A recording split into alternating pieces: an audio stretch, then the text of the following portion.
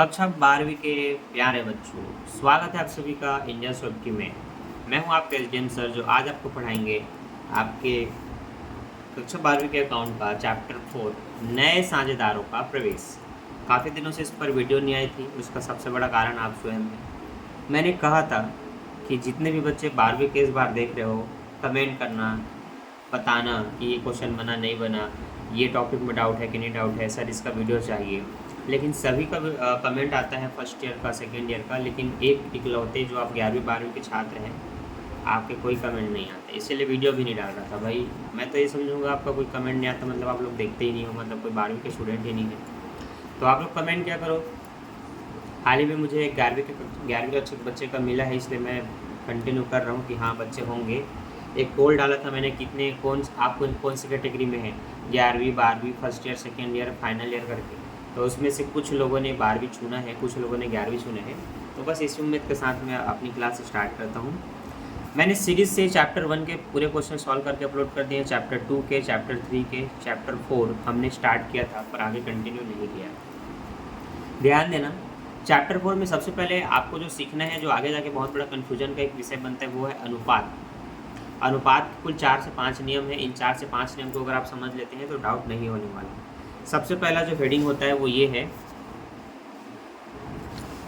ठीक, जब केवल नए साझेदार का लाभ का भाग दिया गया हो, इस स्थिति में क्या करते हैं। देखो, जैसे कि प्रश्न है हमारे पास कुछ इस तरह से कि दीपक और विवेक साझेदार हैं जो लाभ हानि को 3 और 2 के अनुपात में बांटते हैं। उन्होंने लाभ में 1/5 भाग के लिए आंसू को नया साझेदार बनाया। जब भी क्वेश्चन इस तरह से हो कि 2 साझेदार हों और एक नए व्यक्ति आए और कुछ ना बोले, बस क्या करना है, मानना है कि फर्म का कुल हिस्सा 1 है, ये कुल लाभ 1 है, उसी में से उसको 1/5 देना है। तो नए साझेदार का भाग लिखना है 1/5 और शेष भाग निकालने के लिए कुल हिस्से में इसको भाग माइनस करना है। तो 1 - 1/5 लिखोगे और ऐसे 5 एकम 5 का गुणा करना और उसमें 1 घटाना। तो 5 एकम 5 में 1 घटाओगे 4/5 आएगा। अब इसी शेष भाग को, बाकी लोगों का ये अनुपात है तो लोग अपने में गुणा करेंगे। तो बाकी लोगों का अनुपात क्या था, 3:2। तो उनका जो 3:2 मतलब 3/5 2/5 होगा, उसमें लोग 4/5 का गुणा करेंगे। तो 4 × 12 5 × 5 = 25, 4 दूनी 8 5 × 5 = 25। अब इन दोनों के में जो पहले के साझेदार है, इनके बटे में 25 आ गया। तो इस नए व्यक्ति के भी बटे में 25 आना चाहिए, क्योंकि हर समान होना जरूरी है। तो उसके में 25 लाने के लिए नीचे में 5 में 5 का गुणा करेंगे, तो उसी 5 का गुणा ऊपर भी कर देते हैं। तो 5 एकम 5 5 × 5 = 25। तो इस तरह से 12/25 8/25 5/25 ये आपका आंसर हो गया। तो आप कहेंगे नया लाभ हानि विभाजन अनुपात बराबर 12:8:5। अगर इसी प्रश्न में त्याग अनुपात पूछे तो त्याग अनुपात का सूत्र है पुराना माइनस नया।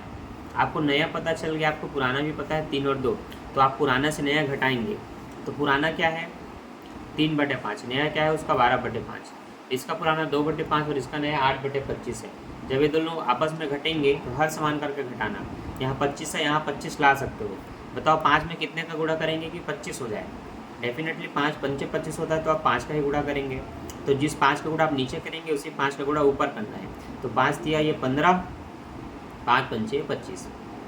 अब 15 में 12 घटेगा तो 15 - 12 लिखेंगे, दोनों घटेगा तो 3/25 आएगा। यहाँ पर आप फिर से 5 और 5 का गुणा करेंगे तो 5 दूनी 10 और 5 × 5 = 25। अब 10 में 8 घटेगा और बटे 25 ही रहेगा, 10 में 8 गया 2/25। इस तरह से त्याग अनुपात निकला 3:2। क्लियर है।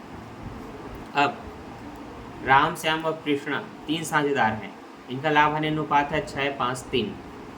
ठीक, अच्छा ये क्लियर है। अब इसमें भी देखो 3 साझेदार हैं जिनका अनुपात है 6:5:3। उन्होंने नया साझेदार बनाया भरत को और 1/8 हिस्सा पाने के लिए वो साझेदार बना है। यहाँ पर भी कोई स्पेशल कंडीशन नहीं है, तो यहाँ पर भी आप क्या करेंगे, फर्म का कुल हिस्सा आप 1 मानेंगे। ठीक, माना फर्म का कुल हिस्सा 1 है, जिसमें से आने वाला व्यक्ति भरत का हिस्सा है 1/8। अब आप क्या करेंगे, तुरंत 1 में 1/8 घटाएंगे तो 8 एकम 8 में 1 जाएगा, 7/8 आएगा। इनको मत देखना, जो मैं समझा रहा हूँ सिर्फ 1 में से घटाना है, तो 8 एकम 8 में 1 जाएगा, 7/8 आएगा। आगे ध्यान देना, अब इसी 7/8 को बाकी लोग गुणा करेंगे जिनका 6 7 8 अनुपात था। तो सबके में तो 7/8 का गुणा होगा। तो देखो 7/8 7/8 कॉमन रूप से लिखा गया 7/8 तीनों के में। अब उनका जो भी हिस्सा था उनको आपस में जोड़ेंगे तो 6/14। ये 6/14 कैसे आ रहा है, इनका हिस्सा है 6, 5, 3, 6, 5, 3, तो 6, 5, 11 और 3 14 होगा, तो सबके बटे में 14 आएगा। तो 6/14, 5/14, 3/14 लिखेंगे। अब इनको आप तिर्यक गुणा कर सकते हैं, या कटता है तो काट भी सकते हैं। तो सब में कट रहा है तो काटा गया, 7 एकम 7, 7 दूनी 14, 2 आएगा यहाँ पर, तो 8 दूनी 16, 6 का 6, फिर 7 एकम 7, 7 दूनी 14, तो 8 दूनी 16 और 5 का 5, फिर 7 एकम 7, 7 दूनी 14, तो 8 दूनी 16 और 3 का 3। इस तरह से 6/14, 6/16, 5/16 और 3/16 आपका आ गया। यही अनुपात है जिसको आप यहाँ पर लिखेंगे। लेकिन लास्ट वाले व्यक्ति का भी निकालना है। अगर इनके में 16 आ रहा है तो इसको में 16 भी लाना है। जैसे उसमें 5 लाना था तो 5 का गुणा किए, इसमें 16 लाना है तो इसमें 2 का गुणा करना। तो 8 दूनी 16, तो 2 का ऊपर भी 2 एकम 2। अब इनका अनुपात हो गया 6:5:3:2, जिसको यहाँ लिख दिया। ठीक है, समझ में आ रहा है। अब कंडीशन बढ़ते हैं आगे। किसी कंडीशन में ऐसा क्वेश्चन हो कि अब 7:5 के अनुपात में बांटते हैं, उन्होंने सबको 1/5 भाग के लिए प्रवेश दिया। अरे इसमें भी कुछ खास नहीं, मतलब ये भी नॉर्मल होगा। देखते हैं हमारा कंडीशन बदलेगा कहीं ना कहीं से। यहाँ से समान अनुपात में लेता है। किस अनुपात में लेता है? समान। हाँ, ये भी शायद वैसा ही था।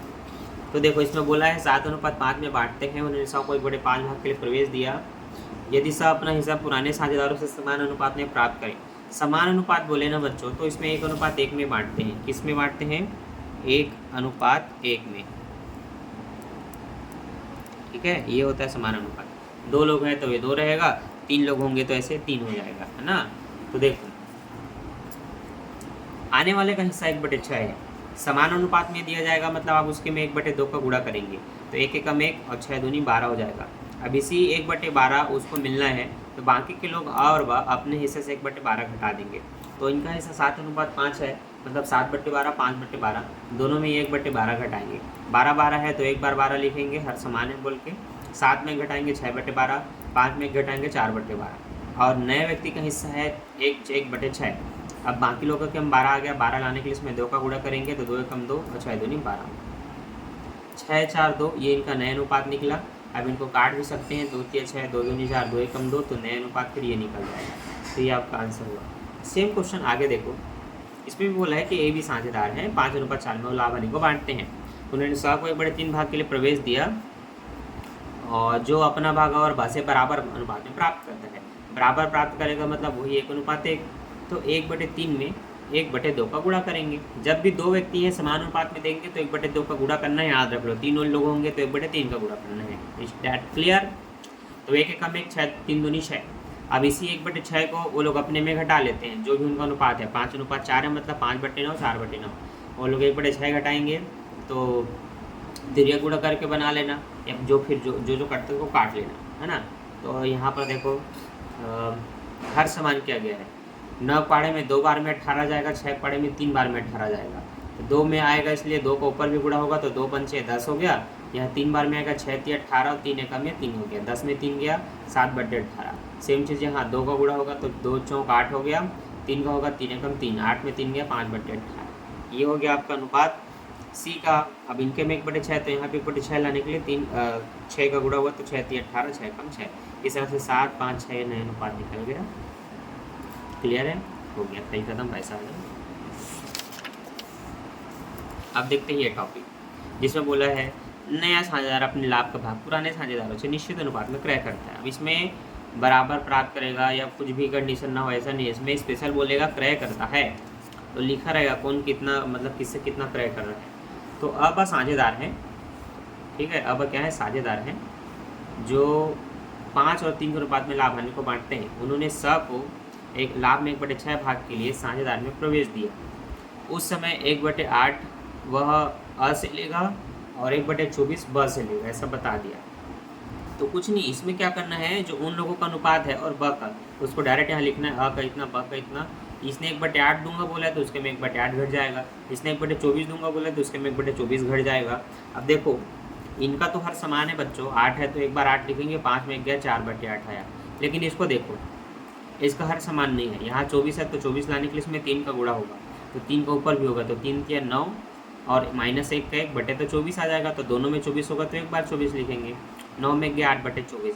अब अगले के अनुपात में नीचे में 24 आ रहा है तो यहाँ भी आना चाहिए, तो भले घट के 4/8 आया है, अगला का संख्या थोड़ा बड़ा आया तो उसमें भी वही लाना है, क्योंकि इसको छोटा नहीं करना है, उसको पहले कम कर दो।